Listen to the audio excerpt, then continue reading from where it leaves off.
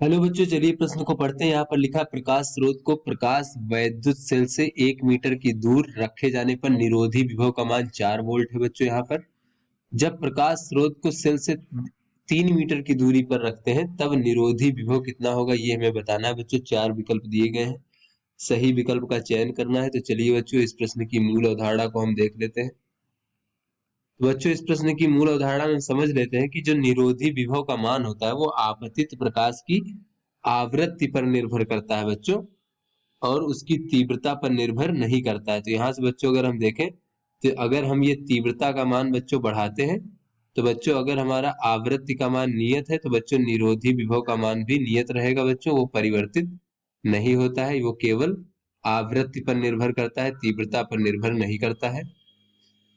तो उसके बाद बच्चों हम ये देख लेते हैं कि तीव्रता क्या होती है बच्चों। तो तीव्रता जो होती है बच्चों वो जो है प्रकाश के स्रोत के साथ जो दूरी है बच्चों, दूरी के वर्ग का व्युत्क्रमानुपाती होता है।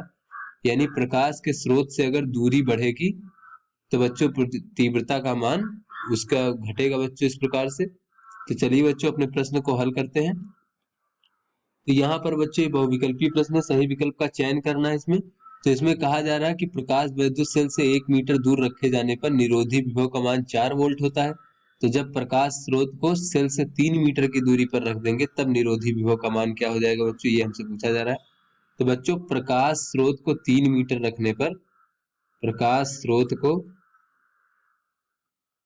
1 मीटर से हटा करके बच्चों 3 मीटर की दूरी पर रखने पर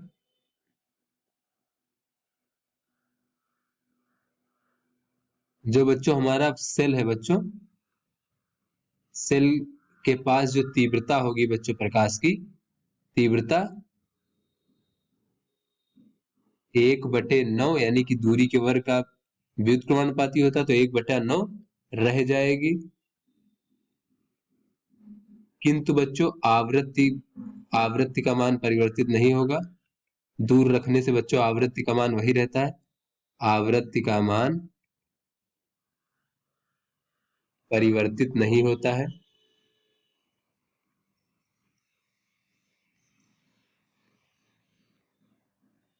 तो बच्चों जब आवृत्ति का मान परिवर्तित नहीं होता है तो यहां से हम कह सकते हैं कि आता है निरोधी विभव का मान भी परिवर्तित नहीं होगा, क्योंकि बच्चों निरोधी विभव जो होता है वो केवल स्रोत के आवृत्ति पर निर्भर करता है और तीव्रता पर निर्भर नहीं करता है। तो इस प्रकार से बच्चों देखें तो पहले हमारा निरोधी विभव का मान 4 वोल्ट था, तो अब भी जो है 4 वोल्ट ही रहेगा। तो इस प्रकार से डी विकल्प हमारा सही है। तो आशा करते हैं आपको समझ में आ गया होगा। धन्यवाद।